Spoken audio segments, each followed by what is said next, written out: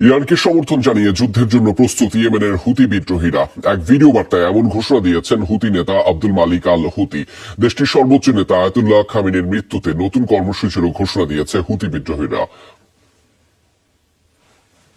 ও তাদের জনগণের সাথে সংহতির অবস্থান সকল মুসলমানের উপর একটি ইসলামী ও নৈতিক কর্তব্য, কারণ ইসলামী প্রজাতন্ত্র বর্তমানে সমগ্র উম্মার জন্য যুদ্ধ করছে। প্রিয় মুজাহিদ ও মুসলিম জনগণকে আগামীকাল রাজধানী সানা এবং প্রদেশগুলোর জনসমাবেশে অংশগ্রহণের আহ্বান জানাচ্ছি। واجب إسلامي وأخلاقي ইরানকে সমর্থন জানিয়ে যুদ্ধের জন্য প্রস্তুত ইয়েমেনের হুতি বিদ্রোহীরা। এক ভিডিও বার্তায় এমন ঘোষণা দিয়েছেন হুতি নেতা আব্দুল মালিক আল হুতি।